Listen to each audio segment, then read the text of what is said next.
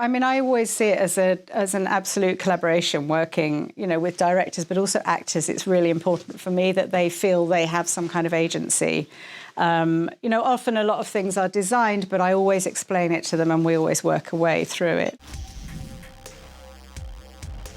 Well, hello, Sharon. Thank you for inviting me. Can you tell me a little bit what world we're in right now? So this is the Shanshan world, which is a new culture for season 2, and I think quite hotly anticipated, so I've heard.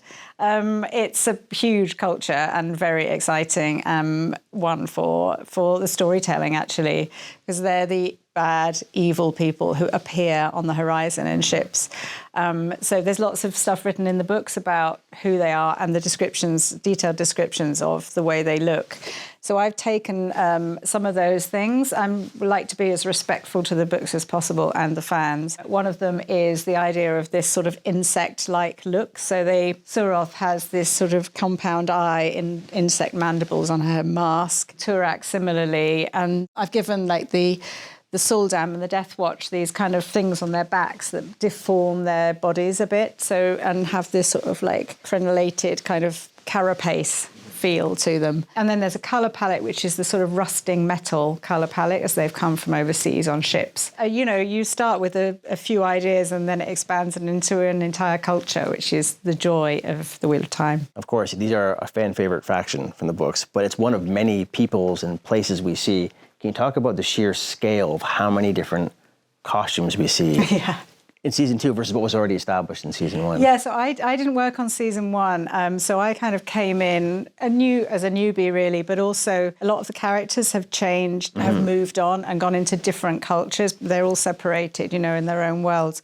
So I'm very excited. We're all very excited to kind of present these new places we haven't seen before, like the Shanshan world.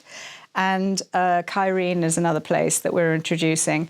So, it's kind of a lot to get your head around and it's a lot to get right. But I think the important thing for me is to make each culture very clear in terms of its colour palette, in terms of the silhouettes of the costumes and the type of fabrics that you use, so that we really understand where people are when they're moving around. This world has so many different peoples and colors within the factions. You look at the Aja themselves, there's 7 different groups. But even with our main protagonist, there's kind of a clear color scheme for Rand always has a blue and Perrin has a purple and earth tone. Can you talk about giving them a new look while maintaining that sort of theme? Yeah, so exactly. That's true. And it is important, I think, as well. This is something Rafe talked about, of keeping that continuity so that you still feel that they've got one foot in 2 rivers, Perrin, for example, does wear that kind of sort of burgundy kind of colour. Rand is also in the Foregate, so his costume is more, it sort of fits into that universe. Moraine, obviously, she has lost her powers, so it was a real deliberate decision to make her costume completely neutral coloured. She'd been stripped and drained of the colour. Yeah. But there is a little Easter egg in her costume for people to see. All right. I hope it's on camera, because it was definitely on the costume. But yeah, so it is important. I mean, obviously the girls are in the White Tower, so that's a very, very different look. The novice robes, can you talk about that? Because that's very uniform versus the rest of the... Yes, exactly. So that was a new look as well. For the White Tower hierarchy was something that I really developed in season 2. Because we didn't really see so many scenes inside. I mean, we saw the throne room, but we didn't see, all the corridors and we have servants, we have all the different social scales. And obviously, Nynaeve being Nynaeve, wears her wisdom belt over her uniform because she is determined to be different. Yeah, but would you like to have a look? Because I've got a little bit of the White Tower down here. Very much so. As well as some few other things. Yeah. All right. So we're now going into the White Tower. And this is the White Tower set from season 2. I see. These are the novices. So we're starting with the sort of lower levels of the social hierarchy. So the novice costume, which is new for season 2, warder, and then this is an accepted costume with all the colours of the Aja on the cuffs. That's right. I noticed that watching the first episodes. Yeah. So it's a sort of subtle way to tell that story, and their dresses are much more elegant than the novices. Talk to me about the ring, actually, because that evolves as part of the hierarchy as well, right? Yes, absolutely. So an accepted has an empty serpent ring. And then all the Aes Sedai have the ring of their chosen colour in there. The Aes Sedai, The stone of their chosen colour, sorry. there's 7 groups, 7 colors. They'll represent different things, from healers to warriors. But the warders also have their own A costumes. uniform. Yeah, the warders are in green and grey. But they're unique by the character, right? Yes, definitely. Yeah. Because they are all individuals. And that's part of the thing, is to find a way to make sure everybody has an individual character, even within a world that's quite constrained, And how much can you pull details from the books for that? Or can you get pretty original with making each character distinct? Yeah, I think most of the time in the books it's more it's about the colour, I think. Yeah. And then they are kind of warriors, they are guards, so there's a certain kind of group of things that we will use, like Sure. the van braces, like And the the big tunic belts. style and Yeah, exactly. So I'm going to have to push, because time is Of course. so limited. Show me I'm more. really sorry.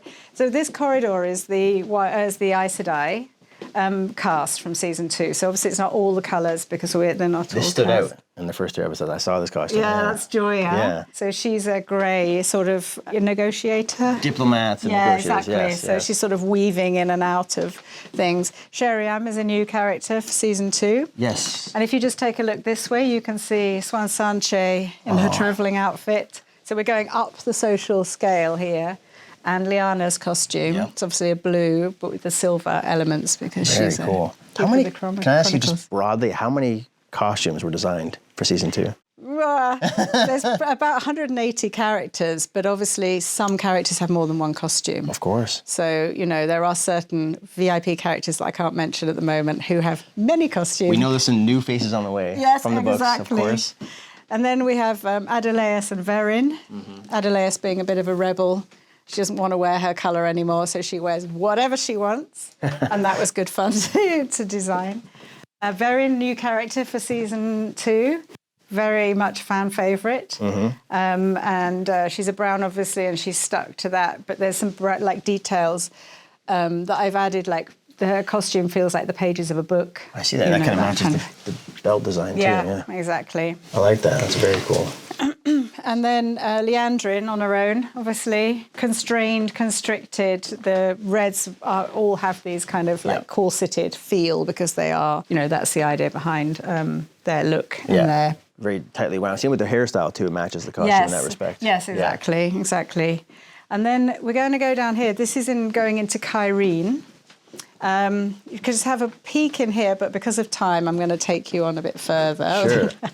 Wow. So I don't know if you saw how many episodes you've seen. So we screened the first 2. Okay, so this is in a block 2, so it's episode 3, I think. This is a Kyrene party scene, and Rand's famous red jacket makes its first appearance in that. Beautiful design. Yeah. And then here we've got the Foregate. Yep. And Rand and Celine in the Foregate, and in here is the upper classes inner city. The high class, yes. Of Kyrene. So this is the Moraine's family home. So Kyrene also very blue. Yeah, exactly. Yeah. Because it says in the books that they wear dark colours. And the cultural mix is French and Japanese, so I decided it made sense for it to be blue and white. And then it makes sense that Moraine is... And it's interesting how, as the show progressed, because obviously we didn't have all the episodes, things started to just, segue into themselves and make sense, in terms of the design, almost like it was meant to be. Interesting. Which is great. You said Japanese and French, right? Yeah. Okay, that makes sense. Very modern as well compared to a lot of what we see. Yes, exactly. I think when we were starting to do certain things like this, and Rafe was a bit like, hang on a minute, what? But it makes sense within the culture, and it's important to distinguish them one from each other. What is the most challenging costume to realize?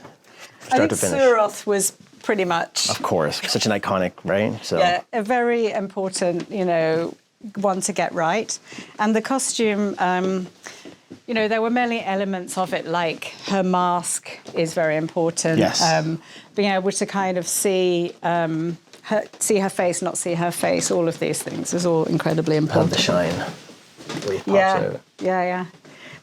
The Wheel of Time is the fun thing is that you can take things from so many different periods. you can take something quite modern, but it needs to, you kind of mix it in a way that makes it feel timeless. And it's a constant challenge and constant source of fun. This is Suros in her boudoir. This is later on. Yeah, later on we finally get to see them sort of unmasked. Yes, and I don't know if you've seen Davina yet, but no, I've not. Hair and makeup. I mean, sorry, I have with everything on, right? But. Yeah, she reveals herself at one point, and it's very dramatic. Very interesting without the armor too. Yeah.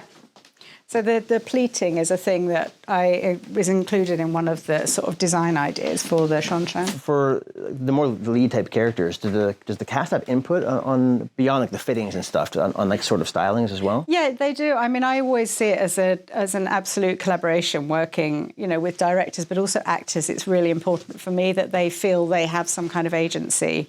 Often a lot of things are designed, but I always explain it to them and we always work a way through it. Gotcha. Rosamund's very, very clear about her designs. Yeah. I mean, she's into character, right? Yeah, exactly. For my last question, actually, it's kind of a two-parter. What are you most proud of as an individual piece for this? But also, generally, what are you most excited for fans to see from all of this once they start watching season 2? Well, yeah, I mean, I'm very excited about showing the Shanshan and Suros specifically. That's what I can tell you at the moment. There are many other things coming up. I know there's lots coming.